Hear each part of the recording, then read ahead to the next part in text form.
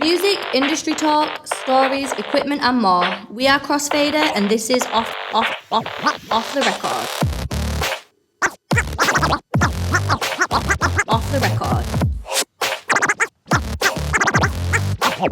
Off the record. Welcome back to the podcast Off the Record with myself, Jamie Hartley. I'm sat here with the rest of the team. We've got Holland. Yo, what's up? Yep, we've got Lawrence James. Hello there. And Danny James. Hi. So it's probably the first time actually in a few podcast episodes that we're all back together on the same podcast. Yeah. We've had a few guests in the last few episodes and they've been really insightful, really helpful, but we're coming towards the end of 2019 and we thought, you know what? We don't need a guest for this episode. What we're going to do is all get together and just talk about this year and talk about equipment, what's been going on in the industry in this year, what we hope for 2020, and I hope you can listen along with us and maybe think about some of the products that you'd like to see next year and have a reminisce of what's happened in the industry this year as well. So without further ado, I think we should just get stuck straight in. Yeah. Should we go tech first? Big year. Yeah. Holland, do you want to, give us the rundown just to remind all the listeners and the viewers what equipment all have the things that have dropped this year? Yeah. Yep. Okay. Hang on a sec. It's gone back so quickly. Lost my notes here. Right, there we go. So, right, let's start. I'll go by brand and who's brought what out. So, Pioneer DJ, massive year for them. They have brought out many key products in key areas. So, DDJ 200. Yeah. Right. Yeah. I think run through them all, then we'll start. XDJ XZ, DDJ XP2, DDJ 800, and of course the wonderful DDJ 1000 SRT. Yep. Denon came along and dropped the Prime 4 this year, which was groundbreaking, as was the new Mark Scratch Mixer. Roland, DJ 707M, their mobile DJ specific controller. Native Instruments came along with the Control S3 to finish up their lineup. Phase finally got here. We finally got Phase. Reloop dropped the Epic RP8000 Mark II turntable and the Elite Mixer to go alongside that. And Technics rounded off the year, started it and rounded it off this list with the Technics 1210 Mark VII turntable. Wow, that's crazy. It kind of covers the whole industry there if you think about it. There is everything from very entry level. Yep. We've got brand new introduction from Pioneer, stepping into the mobile market, stepping into the streaming market, working with, opening their products up to algorithm and stuff. So you've got that end, then you've got quite a lot of turntablist stuff there. The new Mark Scratch Mixer. Yeah, I mean the Reloop stuff. There was the end of last year. We had products like, I think it was 2018. We had the 72 Rain Mixer. Yeah. We had the Denon VL12 turntable. It seems like everyone's just going back to the... A lot of love's been given to the turntable. Yeah, turntable industry seems to be coming back. And of course, I've not put any... It's not something we really cover, so I've not put it in the list, but there's been all them, the Portablist. Mojax over on DJ City loves that stuff. We're not really in. It's not something we really work on. There's a Reloop Spin, which was a little portable turntable, which is really cool. Niche little crossfaders and stuff that you can buy on. I mean, a lot of love for the turntable scene at the moment. From that list as well, it sounds like Pioneer have still dominated it in terms of the quantity. Quantity, and I'd say quality in key areas there. You've got a mid-range controller with the 800, entry level with the 200, and then high-end stuff like the XDJ XZ and then the SRT for the real premium. So, I mean, no matter what level of DJ you are, Pioneer's really brought you something new this year, and it's been good. What do you think then? Should we go through what's everyone's favourites? What has been the standout product for you guys this year? Standout product for me has to be the new Mark Scratch Mixer because at £400, including a Serato license, that is just unbelievable value for money, and it's so adaptable. It's great. It's brilliant. I really like it. It might be a steal for me as well, not to just jump on the same product, but it really is. It's one of those ones. It caught me by surprise in a way when it came out, and I was just so pleasantly surprised by it.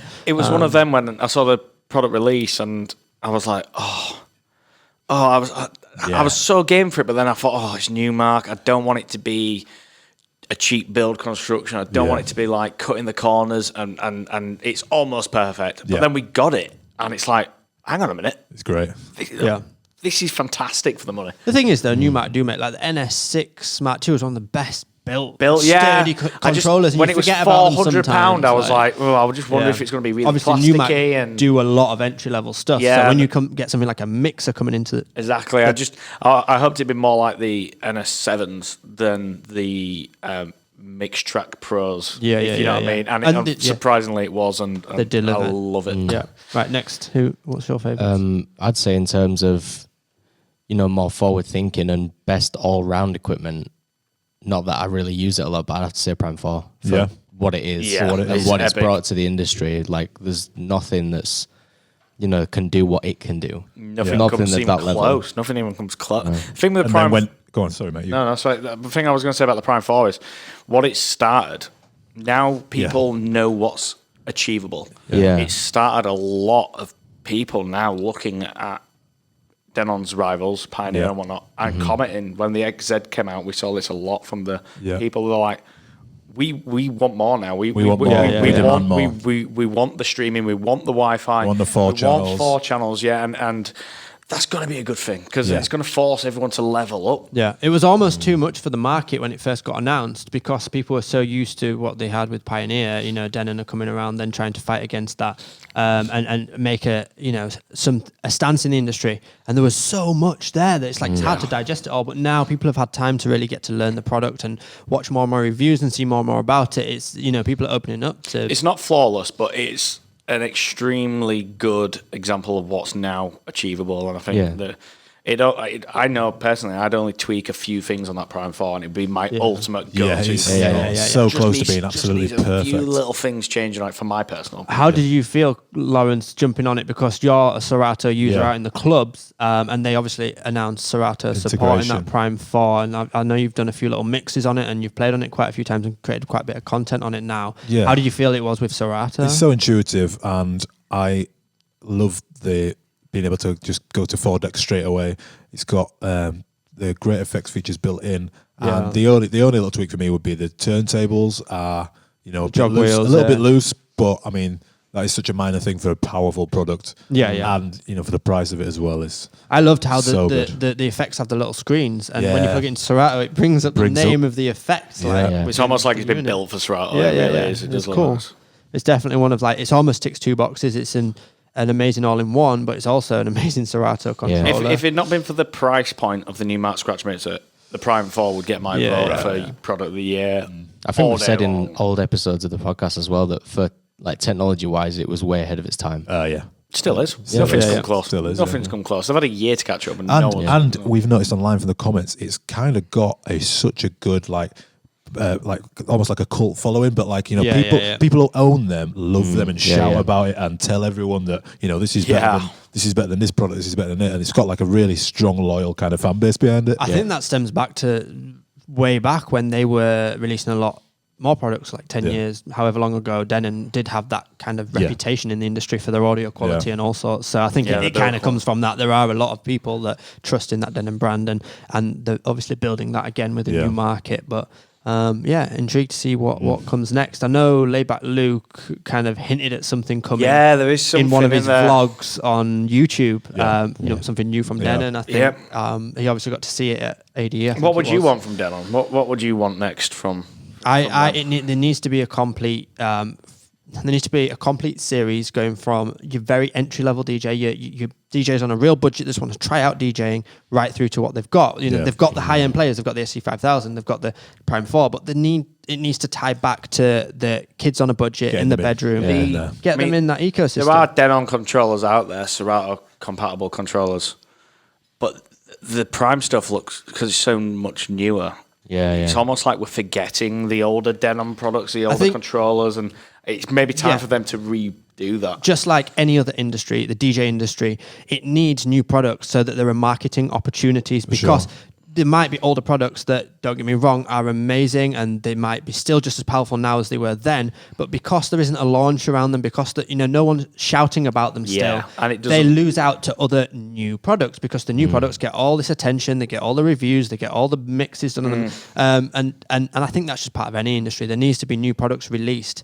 And I think that's where Pioneer have done it so well, is because even though they make such incremental upgrades in certain, avenues of their line of products, because there are upgrades, Yep. we get to get excited about it and really, every year, there is a new iPhone coming out. No matter what, we expect it of Apple. That's right, yeah. And that's kind of where the DJ industry is going. Well, I mean, the Apple, it's funny you should say Apple with Pioneer, because the way they run the businesses, they're very similar. Yeah. And I think a lot of people do see Pioneer as the Apple of the DJ world. It's a bit more expensive, not as technologically forward as some of the rivals have been.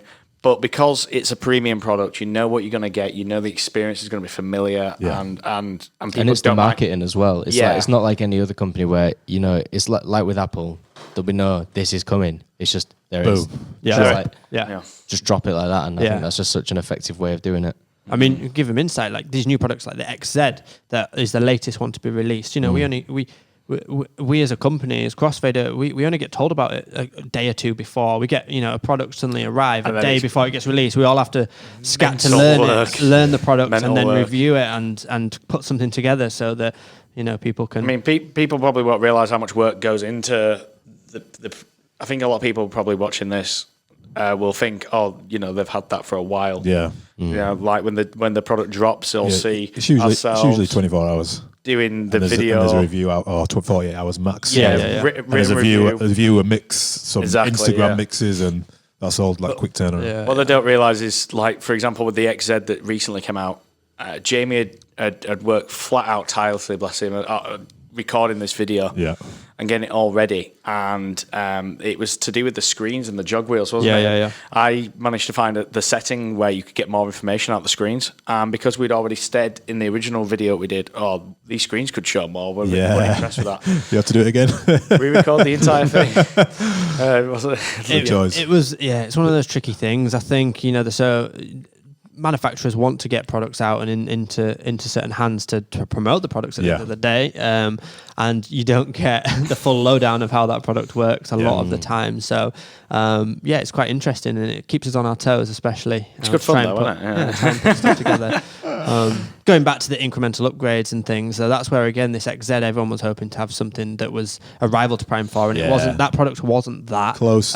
People thought just because it has 4 channels, surely this is their response, but it wasn't. I am one of those people. Yeah. Danny was so disappointed. You were ready to buy. It's great. Like, I do like it, and I've done mixes on Record Box with the laptop with it, but it's like, God, if that had just had those 2 extra decks from a USB point of view, I wouldn't have even hesitated. I would have bought one straight away. I wonder if, when we say, for example, in a year's time, we're doing like another podcast and we're looking back at 2020, if we will look back at the XZ and go, that actually was the stepping stone between the CDJ Nexus 2 range that we're so used to now and what may be coming next. We don't know. But if it is an indicator, then if it is, there's not a drastic amount from the CDJ side of it. I'd love to see those pads. That's what I was thinking. Bottom. That's what I was thinking. Maybe the deck side of the XZ.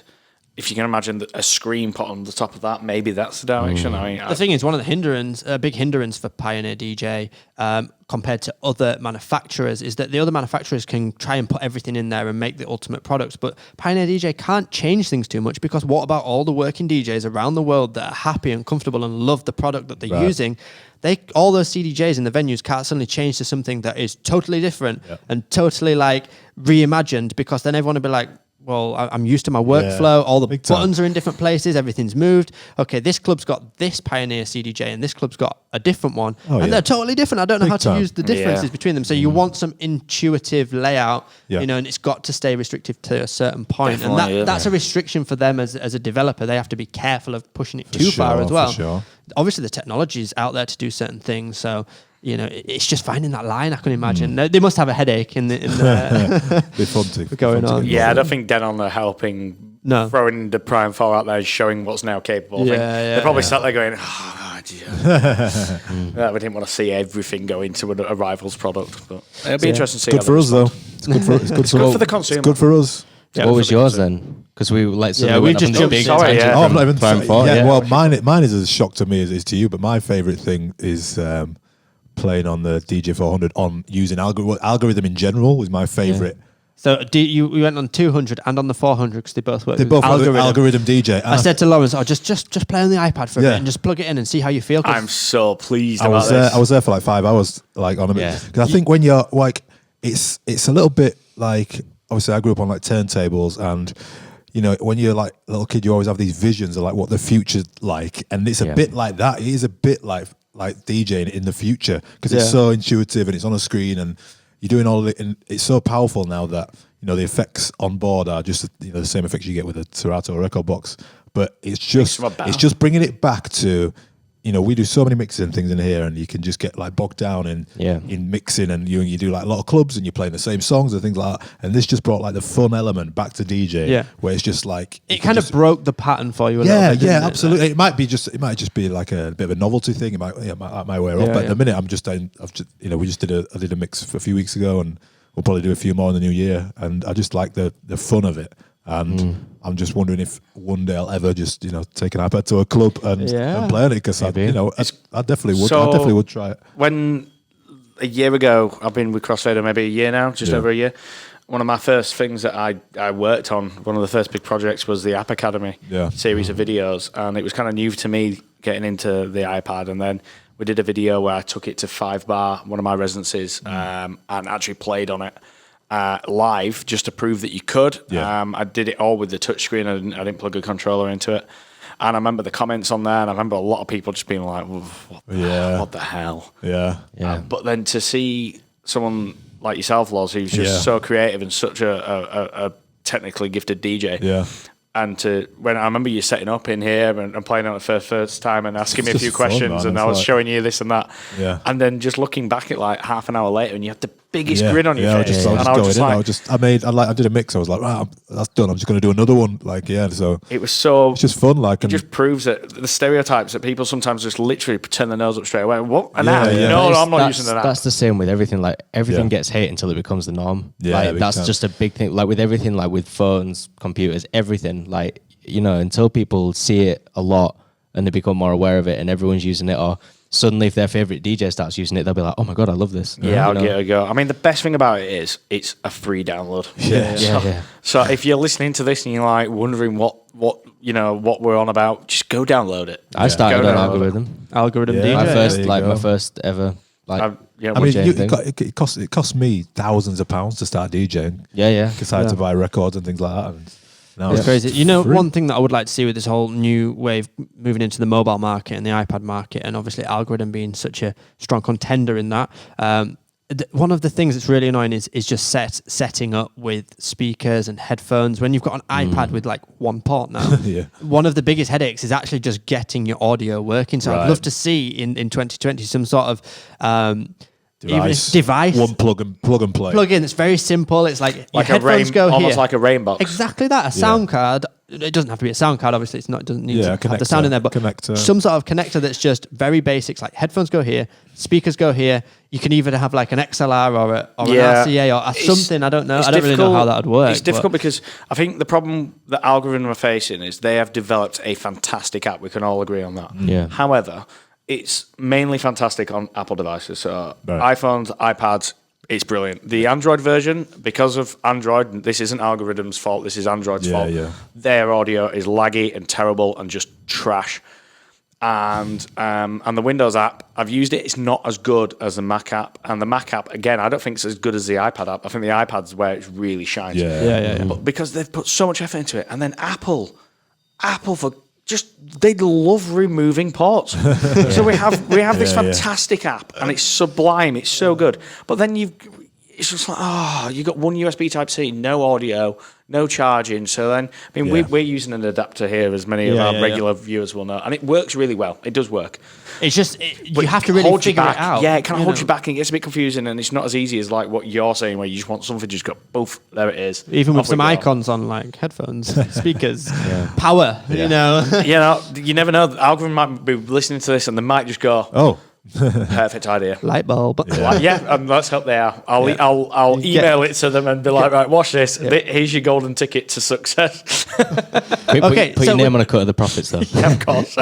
We're talking about future products or potential ideas here. So moving into 2020, what would all of you guys like to see from a technological standpoint, from equipment standpoint, and even from a software standpoint? You've got to remember that software is such a big part of DJing now. What upgrades would you like to see come in the new year and throughout 2020?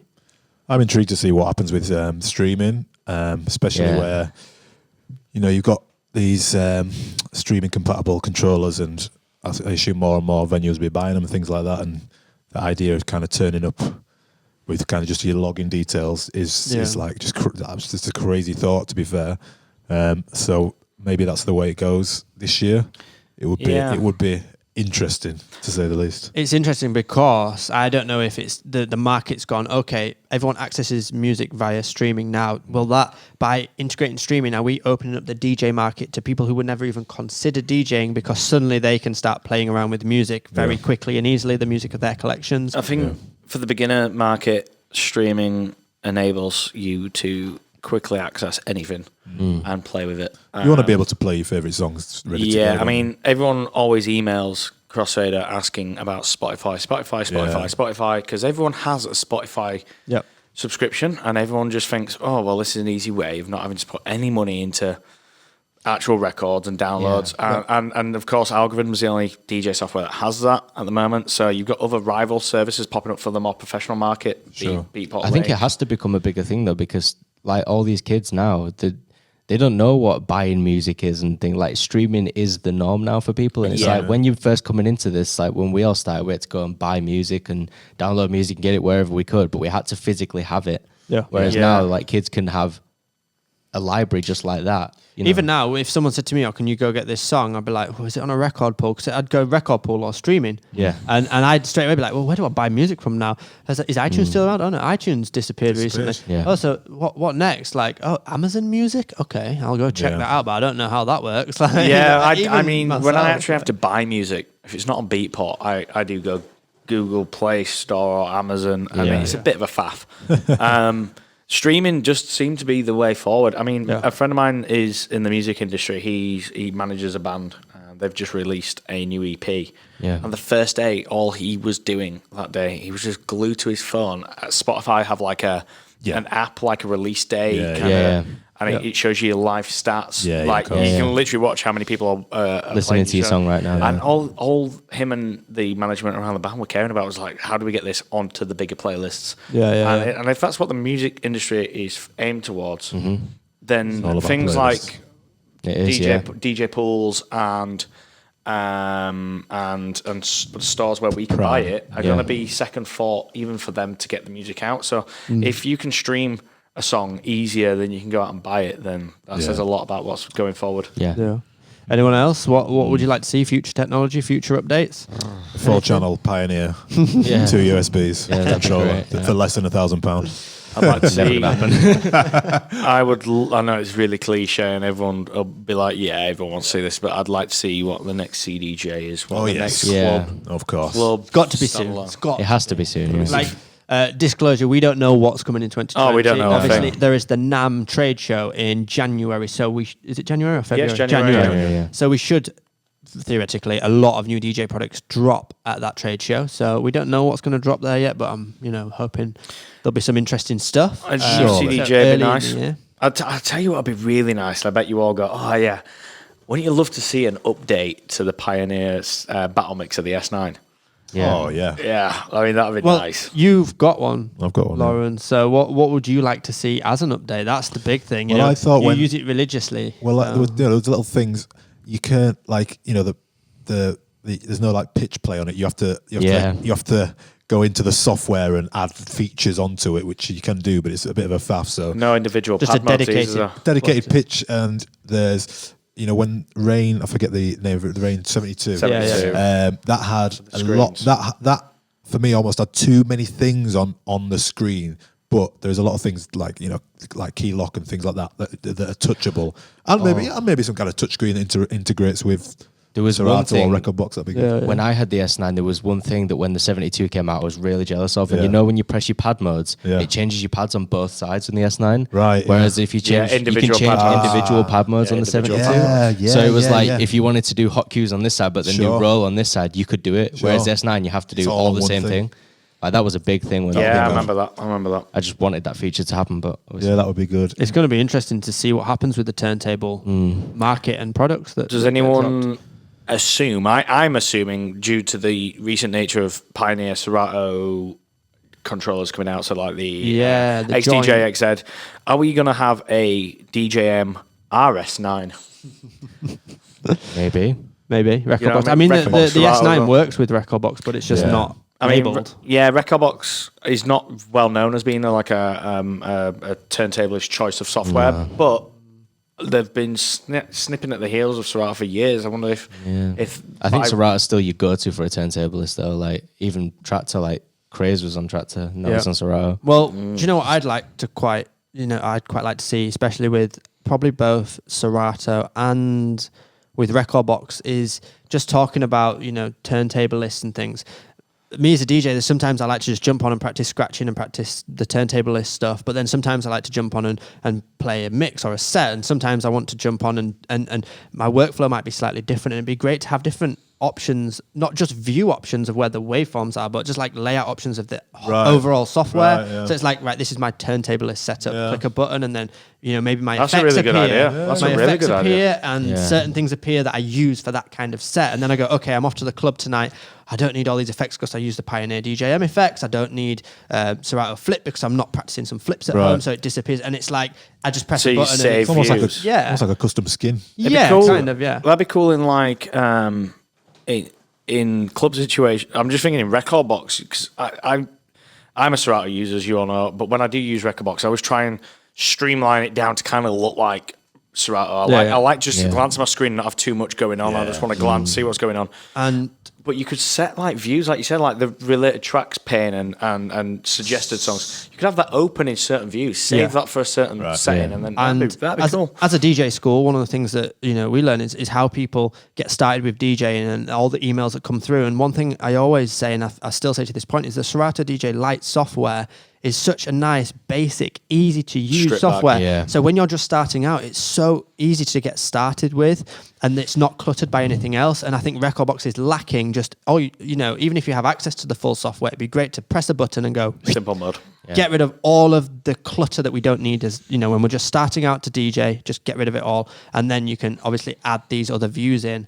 But more from a beginner point of view, they don't know what some of these panes and panels are. So just a button to turn it into beginner mode. The preferences, when you go into the preferences in the softwares, in the big three, you go to Serato and there's basically hardly any option. What you got is you're given what you've got. You literally got a few options you could change, nothing too technical. You can't really break anything. You can go in there, mess with every setting, it'll still play music. Rekordbox and Traktor, especially Traktor, you can change everything. It's cool being able to output this to that channel and this to that, but it only takes a mistake from one beginner who doesn't understand. Oops, I've changed the buffer size and an output, and which ones that cocked it up, and you're completely baffled. I mean, we have so many emails about Rekordbox settings and how did you do this, and I've noticed in your video you've got this looking like this, and how come yours looks different to Jamie's when we've done videos and things like that, and it's like, oh, I know what you mean, like just being able to go and just streamline it and just go right. So if that happens next year, we heard it first. The ideas, we're here. I'm hoping some of these manufacturers are listening and taking note. Yeah, definitely. If not, I'll have to drop them an email. Just email, we'll just email them all. It'd be cool to see something like that. It'd be really good for the beginners in the market, because at the end of the day, they're the most important DJs. For sure. Really, the next generation. Right, going back to 2019 and this year then. So what's been some memorable moments for everyone in the room? We've whether achieved so much this year. DJ moments or, just in general, what have you found to be some of the big moments? I mean, one of the big ones for us is, we went to ADE. Lawrence, you weren't with us at the time, unfortunately. But next year, 100%. But Holland, Danny, myself and Katie, we all went to ADE for the first time. It was all our first experience. So good. That was definitely the highlight for me was ADE. It was. Yeah, and just getting to meet face to face with some of the people that we've been emailing with, and some of the students that we teach, and all sorts of things like that. It was great to have that. And recording the podcasts, of course, with Mojax and TLM. Absolute. Yeah. Just. There's a lot of people in this industry that you will come across and watch, and I mean, I've been watching TLM's videos for years, as I'm Mojax and these guys, and then to be in the same room and get to meet them, and they're just the nicest people. This industry has some wonderful, wonderful individuals in it, and everyone's just a big family, even though you could argue that in a way we're kind of competitors in certain fields. But there's none of that. It's healthy competition, though. Everyone just wants to help each other. We met Phil from Digital DJ Tips. We met TLM, Mojax. I mean, we literally had a photo, didn't we? And it was like... I found it good when we did meet all these people that you can you all get the same vibe in the room, and you can tell everyone is in it for the love of this industry. No one's in it to be better than one another. It was like we've all got our different inputs to this industry, and we all do it because we love it. You know, and it was so good to be around that for those few days, and that's why I enjoyed it anyway. Other than ADE was obviously a great event for us going out there, but I mean, just from the company side, we've achieved some major milestones. We've got a new office. We're sat in. We got kicked out of the old one, basically getting renovated into houses and flats, so it's getting knocked down. So we were like, okay, we have to find somewhere in a month, and we had a whole stress on with that. But we're in a nice office. We went from the black background to the white. We hit 100,000 and 200,000 subscribers, which is crazy in the same year. That's unreal. And we're about to hit 100,000 on Instagram as well. So I got some stats here. Thank you. Oh, you got some graph stats. Here we go. You guys don't know these stats. Come on. These are stats to date, just for anyone that's genuinely interested in like YouTube views and things like that. But to date, from 2019 now, recording this podcast, we're at the start of December. So there's still a month. This is 11 months worth of the year. So Danny has edited just the YouTube versions, 164 YouTube videos. 164 videos this year? What? In 11 months. Oh my God, that's crazy. So that's just YouTube. Obviously, we've YouTube versions. That's just YouTube versions. Wow. That's Instagram versions. Instagram versions. double. And Facebook. Oh, wow. Treble. Wow. And of course, there's all the courses, which aren't in there. Yeah. So we've done big course updates. Yep. Lots of edits there as well. Jesus, well done, mate. Congrats. Well done. Which amounted to 15.5 million views. Just on YouTube. Just on YouTube. 15.4 million people have seen these beautiful faces. 760,000.9 hours viewed. Oh my God. And 119,000 new subscribers. So thank you so much to everyone who has joined us on YouTube. Amazing. Thank you so much. In 2019, it's been an exciting year to be able to share all of our knowledge with everyone who wants to follow Crossfader, and we appreciate it. We've had new office. We also had a new website this year. New website. Yeah. We redeveloped that from the ground up, which launched new things, new features like the forums, which are free for everyone to go in. So if you've not been in there yet, please feel free to drop in. We're in there quite a bit. Yep, it's wearecrossfader.co.uk for anyone that hasn't checked the website out yet. What else have we done? We obviously did ADE. Yep. What about personal things? I know some of you have had some big gigs this year. You've had some big personal moments as DJs. I think it's valuable. I think all of us have, I mean, obviously myself, I went out and did Yacht Week, which was an amazing experience. And then I was lucky enough to go do Leeds again. And then we're going out to Rise Fest in a couple of weeks, which will be amazing. Yeah. Sick. And then I've got the best booking of my life. I'm going out for New Year's Eve. I'm being flown out to the British Virgin Islands, which is just south of the Caribbean. See you in the new year. And seeing in the new year back on a yacht. And I've had personally a fantastic year. It's okay for some, mate. Being motivated and working with guys like yourself is the reason why I've wanted to level up my personal endeavors as well, because I get so inspired watching Take us you with guys you then. work Take us with as you then. well. Like just next level. But you've had you played with H on Friday night. I did.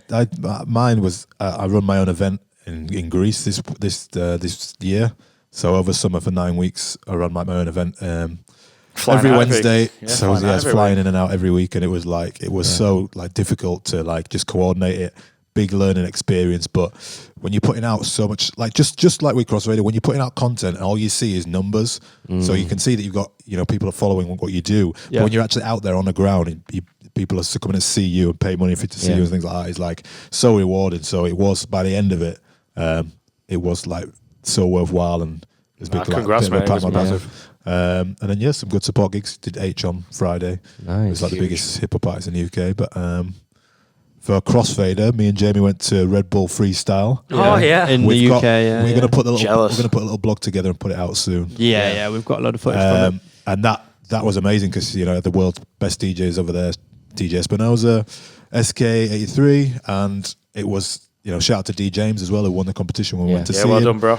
And yeah, it's lit a fire in my stomach, so I think I'm going to have to enter next year as well. So. We'll see. 2020, watch out. No pressure, mate. No pressure. But yeah, that was amazing. We'll put the footage out soon for that. I'm going to hold you to that now. I'm going to force you to enter. Listen, right now, I would. If it was tomorrow, I would enter 100%. So Crossfader's got you back. Anyway. There's an exclusive there in this. Just got to have that same energy next year. And yeah. We'll see. 2020 Red Bull Freestyle UK winner here right now. What about you, Danny? Any standout moments? Well, for me, this year was more about production. Yeah. Like, not aside from all the DJing and stuff. I mean, Tell us about it. I still have the same love for DJing that I always have done, but I felt that I wanted to go down more of an artist route. So for me, it's been since January 2019, I've just been like, right, I want to basically nail and learn how to produce properly. Like, I've always done it on and off over the years, but it's never been, I want to be able to do it properly. Yeah. So in the past year, it's just been that. And then I've had a few tunes come out this year, and then I've got a few that are having official releases, got a few official remixes. Yep. Being on tour. Yeah. Did Livesey, didn't you? Oh yeah, I did a tour actually with. Just forgot about that. Forgot I went on a tour. Yeah, I did a tour around the UK with one of my friends. Shout out to Livesey. He's like a really sick bass artist in the UK.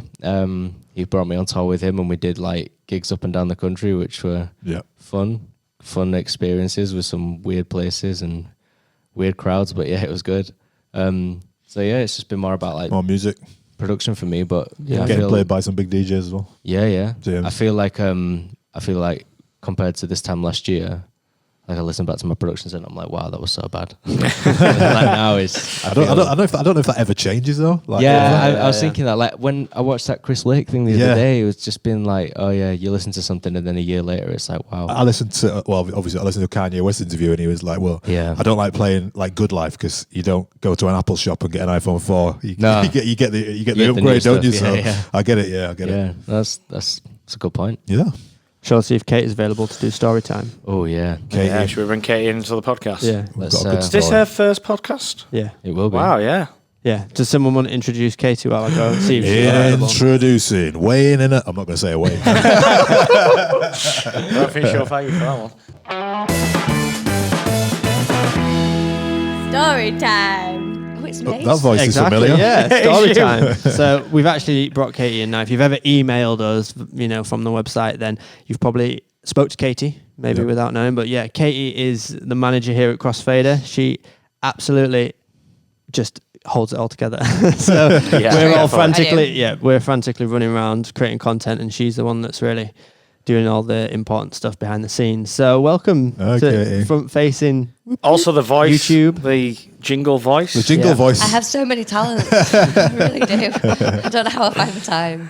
So story time. What are you going to tell us? This is great. This is I have a folder in my inbox called Email of the Week. Yes. It's just all my favourite emails. We used to print them out, didn't we? And stick them in the office just to cheer us up sometimes. Some amazing ones. So this is definitely Email of the Year. And it was very early on. This is from the 7th of January. I wonder if now that we're publicising the fact we have an Email of the week, if we're going to have people trying to get on Email of the Week. Targeting the Email of the Week. If you want to send us an email. So we did a competition in January and we gave away a TDJ 400 and an SB3. Yeah. So basically this person won the DDJ 400. So I'd emailed them to let them know. Yeah. And then this was the response I got. Hello, Katie. Oh my God, this is insane.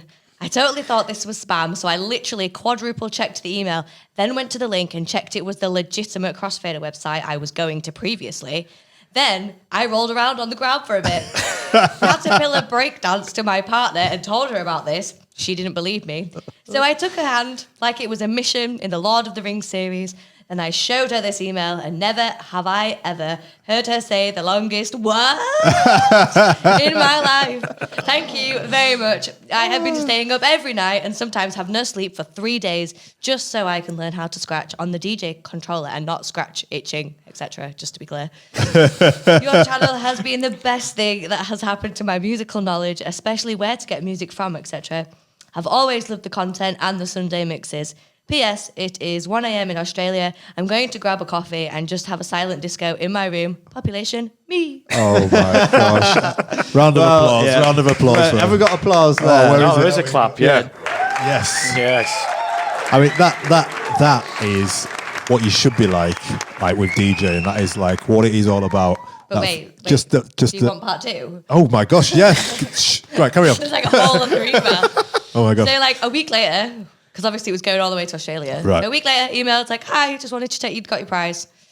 Hello, Katie. I don't think I can do this next one. Thank you very much for the DJ controller. Since Friday, I made a little fort in front of our door using the couch cushions. My partner was not impressed since she couldn't watch her favourite shows, such as Brooklyn Nine-Nine comfortably. A great show. That is a great show. Yeah, exactly. I didn't do much over the next 3 days until Monday came around. But when Monday did come around, oh boy, I was so excited that I stood next to the door waiting to hear those courier driver steps. Once he came to my front door, I quickly swung the door wide open and said, "What's up?" The courier driver was not impressed and asked if I was high. Told him that I was high on life. Looked at me weird and jogged away. When I was closing the gate after the courier driver left, I saw my neighbour and held up the DJ controller up high like I just won a trophy and gave her the very nice thumbs up. She was not impressed either and complained that my silent disco kept her up all night. She said that my woo and yeah were freaking her out. Anyways, I did get the controller today, but it was around 37 degrees Celsius. I couldn't mix due to heat exhaustion just by breathing. We'll definitely get the boys over sometime this week, and we'll record a video for you and the Crossfader team at some point. Thank you once again for the DJ controller. I think... So, hide Lucina. I'm still waiting for that video. Oh my gosh. Calling him I out. would love a video. I would love to see that video. What a guy. Do you know what? I think that is some of the best literature. Was that the end? Was that the end of it? That is the end. More of them. More applause, more applause. That is amazing. You know what? I genuinely think with emails like that, it makes me personally want to go out and buy controls and give them away to people. It sparks that much enjoyment in people and that much happiness. The email that I got from the SB3 winner was just a thanks. My address is. Right. Oh. Be happy. That one definitely won the email then. Yeah. Well, if you win any competition that we may be running in the future, please email us at info@wearecrossfader.co.uk and make it fun. And there is now a competition for the best response. Yeah. if you want to be involved in a podcast, send us some funny emails. Yeah. Simple as that. Wins. Amazing. Oh, thank you. All right, thanks for jumping on the podcast, Katie. Thanks, We've actually kicked Danny off now, and Katie's going to stick around for the last 5 minutes. I don't think anyone's complaining about that change. It's a good sub. He's staring at me from across there. That's my next video is going to be edited badly. I'm thinking to finish the year and to finish this podcast until next year. Everyone's tune of the year. Because we do tune of the week. Tune of the year. Why not? We've got the jingle, but it's. Do we have a jingle for that? We have Katie here. Yeah. Right. If we do outro one. If we do the outro one, I don't sound like that right you've got to say. now, You have to say tune of the year. Tune of the year, Katie. Yeah. Yep. Tune of the year. That was perfect. Yeah. A little bit husky. I'll go first just because I supported him on Friday. My tune of the year is Taste by H, UK rapper. If Big any tune. of our overseas Big tune. listeners, watchers don't know who he is, H, go follow him and listen to his music because it's I don't know who he is. unbelievable. Well, now you do. I'm from here. Well, now you do. He's brilliant. I'm going to have to go with the absolute banger of the year, Ladbroke Grove. AJ Tracy live and direct. I've never seen a crowd response I've never seen that. it like it in my life. It is, and it brings back that garage feel. Yeah, garage. Where's garage been hiding? Garage. It's so energetic. I love it. No one else has brought more garage out on the back of it. Really? A little bit, yeah. Mine's got to be Medusa, Piece of Your Heart. Yeah. It's been such a big tune this year. Huge. Big dance floor killer. Big reaction. So, Katie? I don't have just a tune. I have album. Yeah. Okay. Sam Fender's Hypersonic Missile Oh, album. brilliant. Yeah. shout. Yeah, Yeah. that is a Album, fantastic album. Strong album. Nice. I didn't know you liked that album. We could have spoke about that for ages. I love that album. That's it. Now you know. That's a brilliant album. It's a great album. Right. Should we just round up by thanking everyone? Let's do it. So, Yeah, definitely. What, each other? No. I've thanked you guys. My presence is no. Yeah, thanks for everyone. You heard the numbers earlier. How many people are actually watching and listening and stuff like that. So thanks if you ever watched, listened.